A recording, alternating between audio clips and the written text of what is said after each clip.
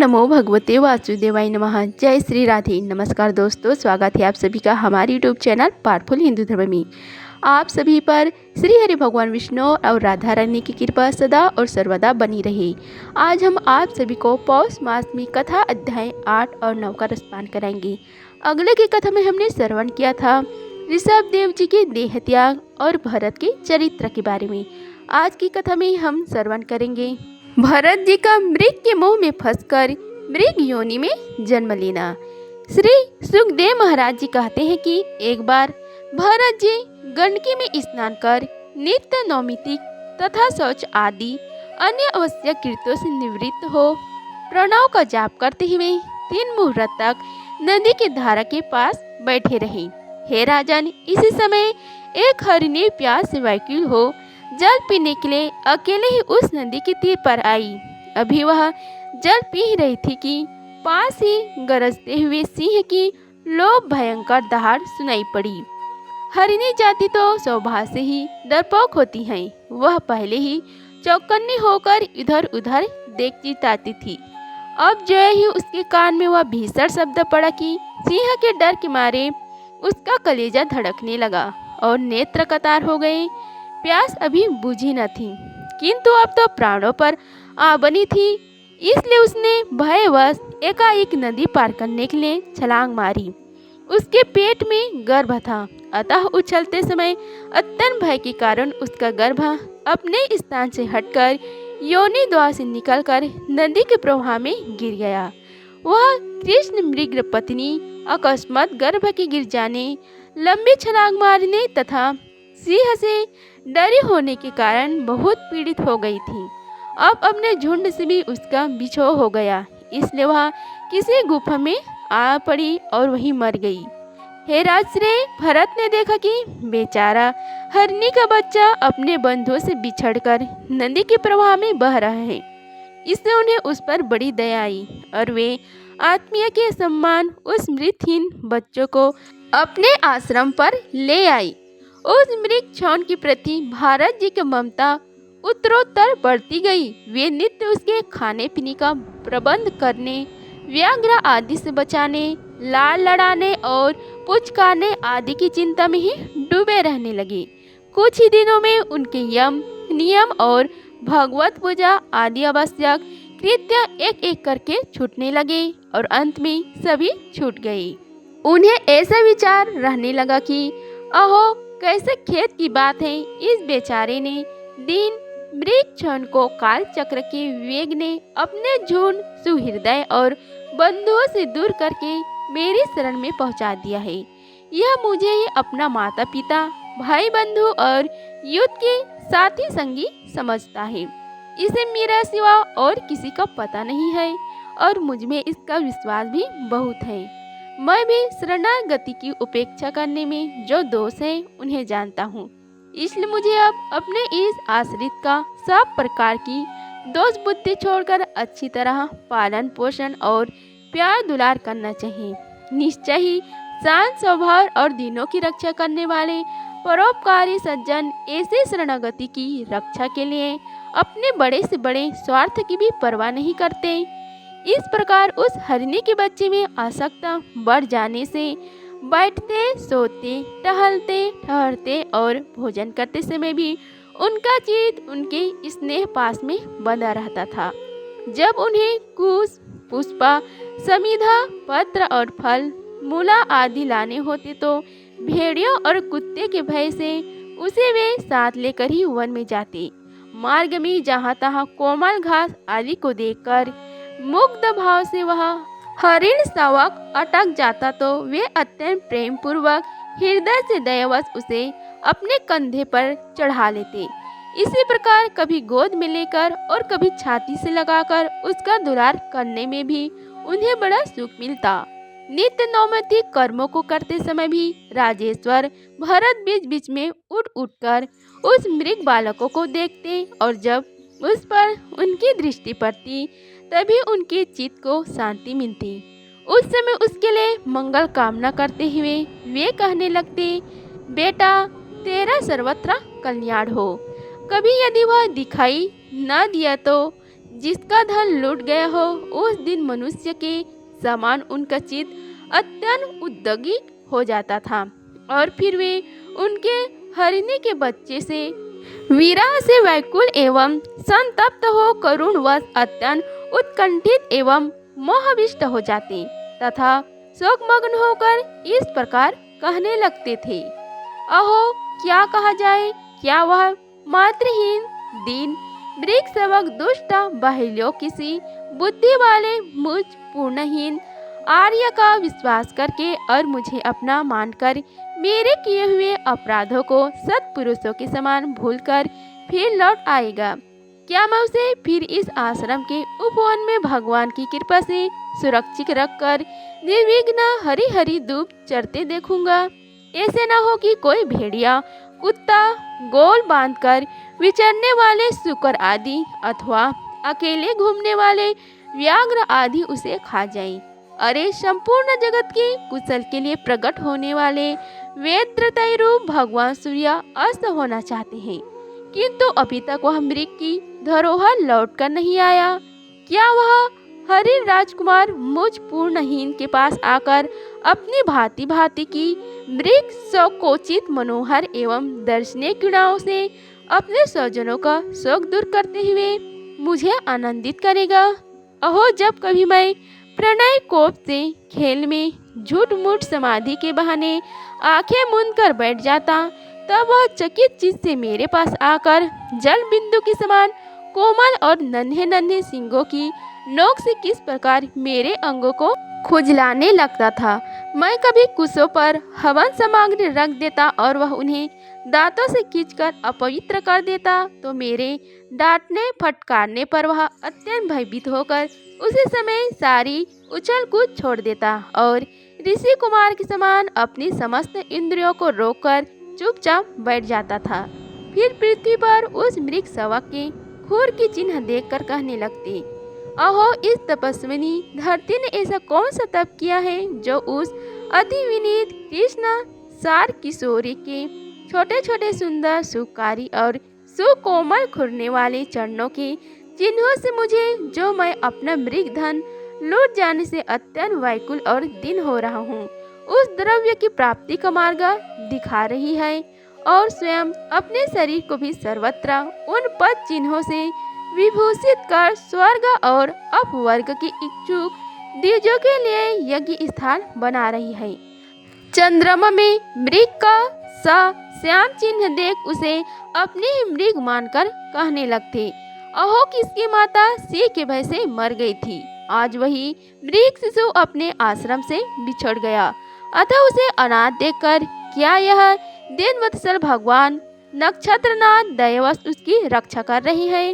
फिर उसकी शीतल किरणों से आह्लादित होकर कहने लगती, अथवा अपने पुत्र के वियोग रूप दानव नल की विषय ज्वाला से हृदय कमल दग्ध हो जाने के कारण मैंने एक मृग बालक का सहारा लिया था, अब उसके चले जाने से फिर मेरा हृदय जलने लगा है, इसलिए ये अपनी शीतल शांत स्नेहपूर्ण और वदन शालिनी रूपा अमृतमयी किरणों से मुझे शांत कर रही हैं। हे राजन, इस प्रकार जिनका पूरा होना सर्वथा असंभव था, उन विविध मनोरथों से भारत के चित्त व्याकुल रहने लगा। अपने मृग शोक के रूप में प्रतीत होने वाले प्रबंध कर्म के कारण तपस्वी भारत जी भगवदा राधा रूप कर्म एवं योग अनुष्ठान से चयित हो गए, नहीं तो जिन्होंने मोक्ष मार्ग में साक्षात विघ्न रूप समझकर अपने हृदय से उत्पन्न दुष्इच्छाएं पुत्र आदि को भी त्याग दिया था, उन्हीं के अन्य जातियां हिरण शिशु में ऐसी आसक्ति कैसे हो सकती है?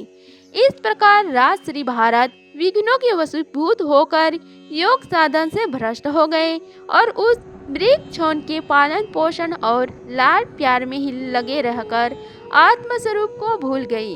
इसी समय जिसका टलना अत्यंत कठिन है, वह प्रबल वेगशाली कराल काल चूहे के बिल में जैसे सर्प घुस आया, उसी प्रकार उनके सिर पर चढ़ आया। उस समय भी वह हरिणक वासक उनके पास बैठा पुत्र के समान शोक आतुर हो रहा था।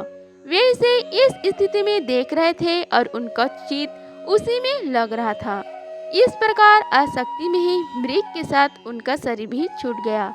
तदंतर उन्हें अंतकाल की भगवान के अनुसार अन्य साधारण पुरुष के समान मृग शरीर ही मिला, क्योंकि उनकी साधना पूरी थी। इससे उनकी पूर्व जन्म की स्मृति नष्ट नहीं हुई। उस योनि में भी पूर्व जन्म की भागवत आराधना के प्रभाव से अपने मृग रूप होने के कारण जानकर वे अत्यंत पश्चाताप करते हुए कहने लगी, अहो बड़े खेद की बात है, मैं संयमशील महा अनुभवों के मार्ग से पतित हो गए। मैंने तो धैर्यपूर्वक सब प्रकार की आसक्ति छोड़कर एकांत और पवित्र वन का आश्रय लिया था। वहां रहकर जिस चित्त को मैंने सर्वभूत आत्मा श्री वासुदेव में निरंतर उन्हीं के गुणों का श्रवण मनन और संकीर्तन करके तथा प्रत्येक पालकों को उन्हीं की आराधना और स्मरण आदि से सफल करके स्थिर भाव से पूर्णतया लगा दिया था, मुझ अज्ञानी का वही मन अकस्मात एक नन्हे से हरिण शिशु के पीछे अपने लक्ष्य से च्युत हो गया। इस प्रकार मृग बने हुए राजश्री भरत के हृदय में जो वैराग्य भावना जागृत हुई, उसे छिपाए रखकर उन्होंने अपनी माता मृग को त्याग दिया और अपनी जन्मभूमि कालंजर पर्वत से वे फिर शांत स्वभाव मुनियों की प्रिय उसी सालग्राम तीर्थ में जो भगवान का क्षेत्र है पुलस्त्य और पुलह ऋषियों के आश्रम पर चले आए। वह रहकर भी वे काल की ही प्रतीक्षा करने लगे। आसक्ति से उन्हें बड़ा भय लगने लगा था। बस अकेले रहकर वे सूखे पत्ते घास और झाड़ियों द्वारा निर्वाह करते मृग योनि की प्राप्ति कराने वाले प्रबंध के क्षय की बाट देखते रहे। अंत में उन्होंने अपने शरीर का आधा भाग गांडी के जल में डुबाए रखकर उस मृग शरीर को छोड़ दिया। इस प्रकार पौष मास में श्रीमद् भागवत के पंचम स्कंद में कथा अध्याय 8 का समाप्त हुआ। आइए रसपान कीजिए कथा अध्याय 9 का, जिसमें वर्णन है भरत जी का ब्राह्मण कुल में जन्म लेना। श्री सुखदेव महाराज जी कहते हैं कि हे राजन, अंगिरस गोत्र में सम दम तप 100 अध्याय वेद अध्ययन त्याग अतिथि आदि को अन्न देना संतोष तितिक्षा विनय विद्या कर्म विद्या अनसूया दूसरे के गुणों में दोष न ढूंढना आत्मज्ञान आत्मा के कर्तव्य और भुक्त तत्व का ज्ञान एवं आनंद धर्म पालन जनित सुख सभी गुणों से संपन्न एक श्रेष्ठ ब्राह्मण थे। उनकी बड़ी स्त्री से उन्हीं के समान विद्या शील आचार रूप और उदारता आदि गुणों वाले 9 पुत्र हुए तथा छोटी पत्नी से एक ही साथ एक पुत्र और एक कन्या का जन्म हुआ। इन दोनों में जो पुरुष था वह परम भगवान राजश्री शिरोमणि भरत ही थे। वे मृग शरीर का परित्याग करके अंतिम जन्म में ब्राह्मण हुए थे। ऐसे महापुरुषों का कथन है। इस जन्म में भगवान की कृपा से अपनी पूर्व जन्म परंपरा का स्मरण हो रहने के कारण वे इस अंश के कहीं फिर कोई विघ्न उपस्थित न हो जाए अपने स्वजनों के संगम में भी बहुत डरते थे। हर समय जिनका श्रवण स्मरण और गुण कीर्तन सब प्रकार के कर्म बंधन को काट देता है। श्री भगवान के उन युगल चरण कमलों को ही हृदय में धारण किए रहते तथा दूसरों की दृष्टि में अपने को पागल मूर्ख अंधे और बहरे के समान दिखाते। पिता का तो उनमें भी वैसा ही स्नेह था, इसलिए ब्राह्मण देवता ने अपने पागल पुत्र के भी शास्त्रानुसार सामवर्तन प्रयत्न विवाह से पूर्व के सभी संस्कार करने के विचार से उनका उपनयन संस्कार किया। यद्यपि वे चाहते नहीं थे तो भी पिता का कर्तव्य है कि पुत्र को शिक्षा दे। इस शास्त्र विधि के अनुसार उन्होंने इन्हें शौच आचमन आदि आवश्यक कर्मों की शिक्षा दी। किंतु भरत जी तो पिता के समान ही उनके उपदेश के विरुद्ध आचरण करने लगते थे।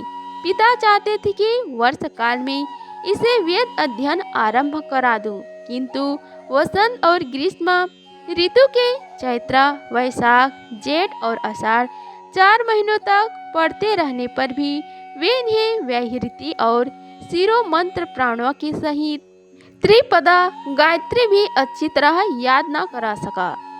ऐसा होने पर भी अपने इस पुत्र में उनका आत्मा के समान अनुराग था, इसलिए उसकी प्रवृत्ति न होने पर भी वे पुत्र को अच्छी तरह शिक्षा देना चाहिए।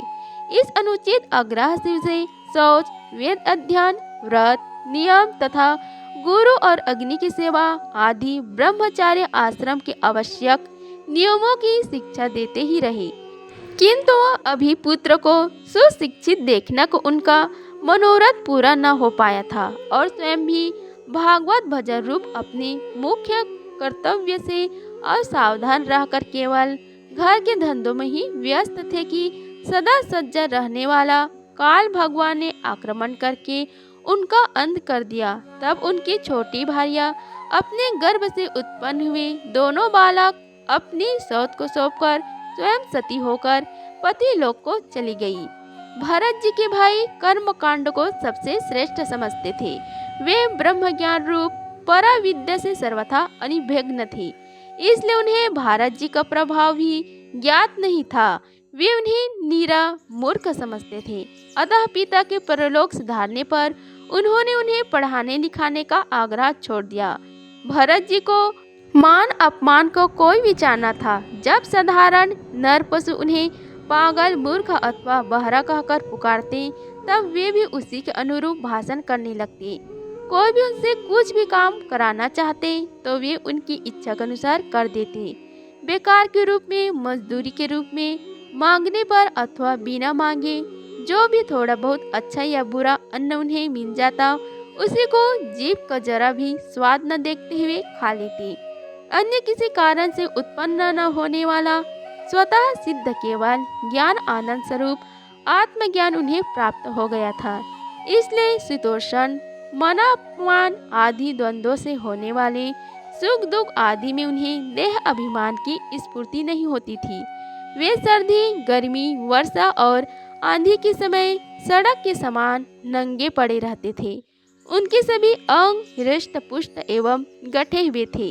वे पृथ्वी पर ही पड़े रहते थे, कभी तेल उपटन आदि नहीं लगाते थे और न कभी स्नान ही करते थे।